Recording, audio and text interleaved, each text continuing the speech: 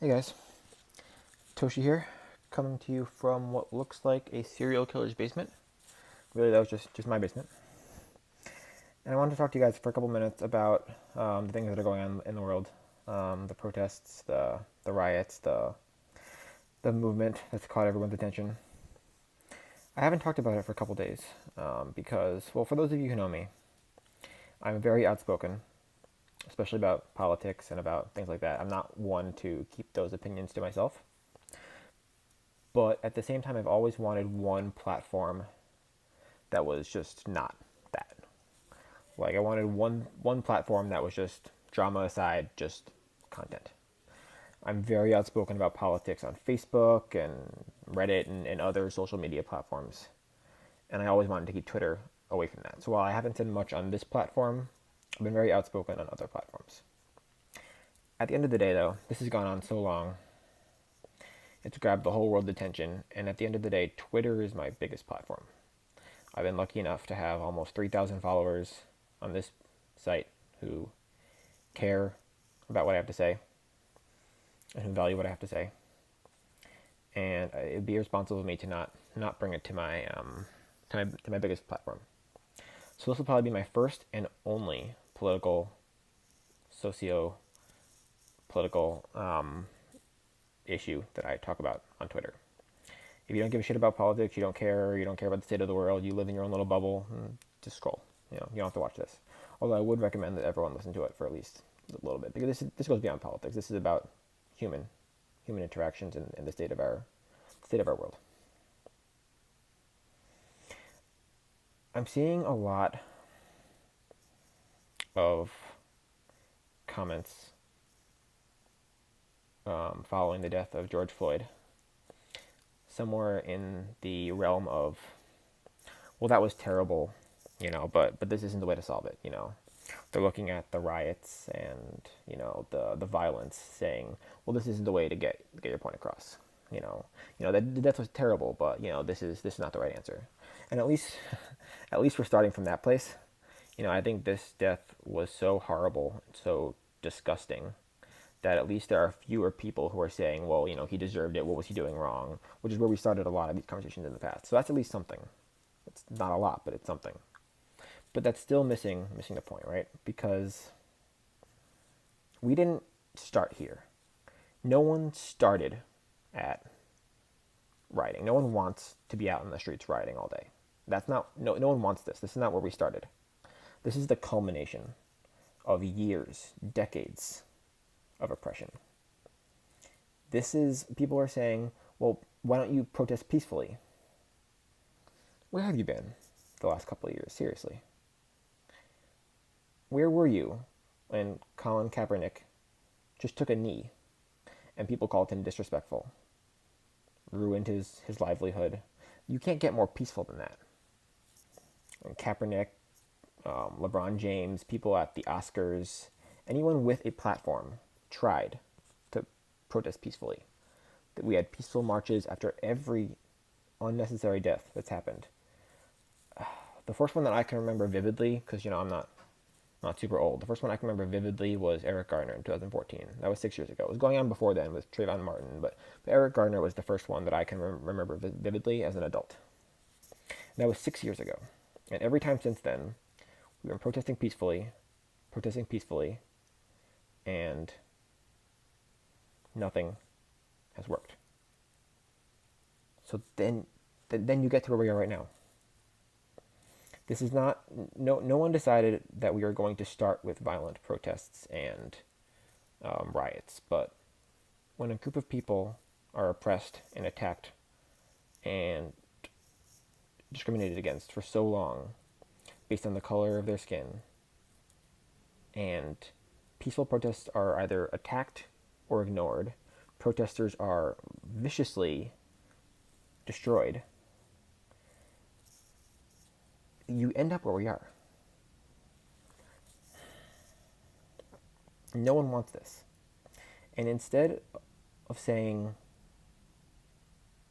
that we need to do a different, we need to, this is not the answer, just think about how we got here and the best way we can get out of here. Because none of the people rioting right now want to do this forever. None of the people rioting out there want to be rioting. They want a solution that we haven't given them yet, that we have, as a country, haven't come to yet. So instead of saying, why don't you find a peaceful way of handling this, we should be saying, let's solve this together and make it so that you don't feel the need to be doing this. Because that's really where we are right now.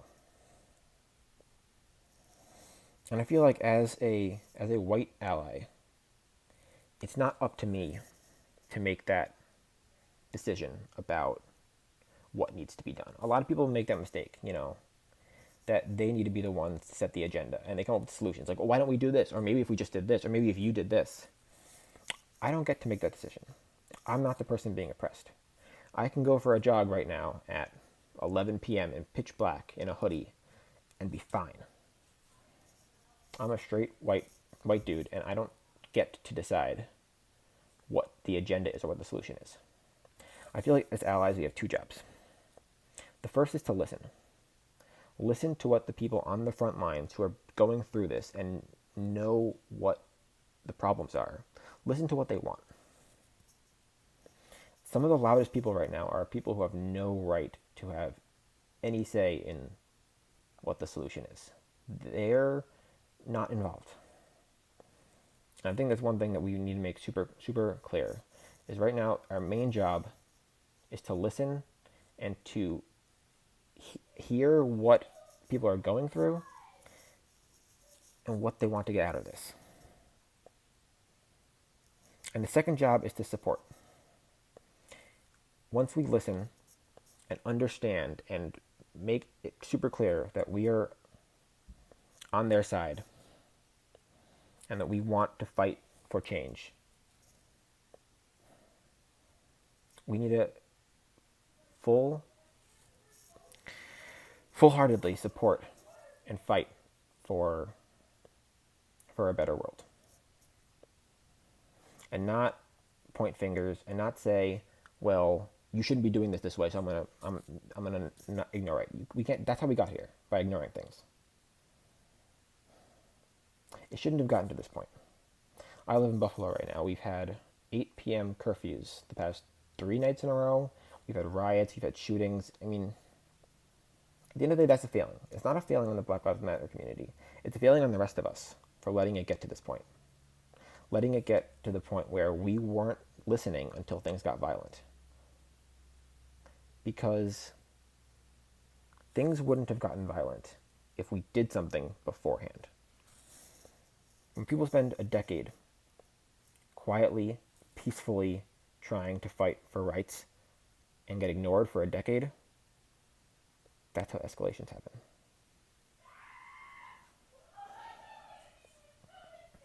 So I guess, I've probably been talking for 8 minutes. I should probably wrap this up. But before I do, I want to just connect it to our community, because I think 99% of my followers on Twitter and YouTube are Pokemon Go players. So I want to connect it to our community. This community is an amazing, incredibly inclusive community full of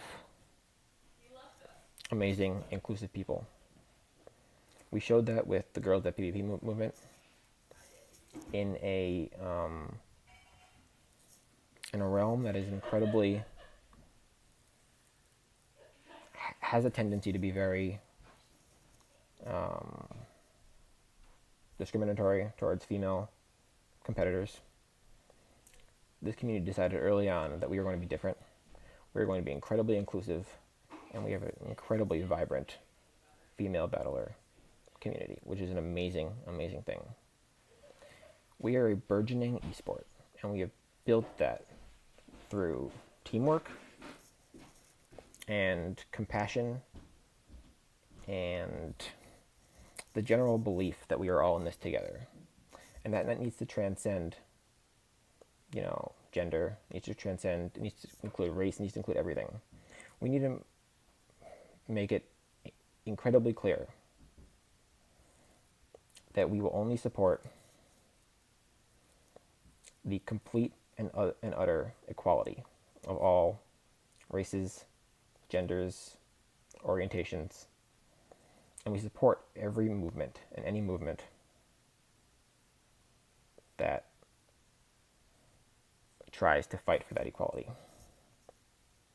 Remember, Black Lives Matter, and all lives cannot matter until Black Lives Matter. So with that, I'm going to sign off.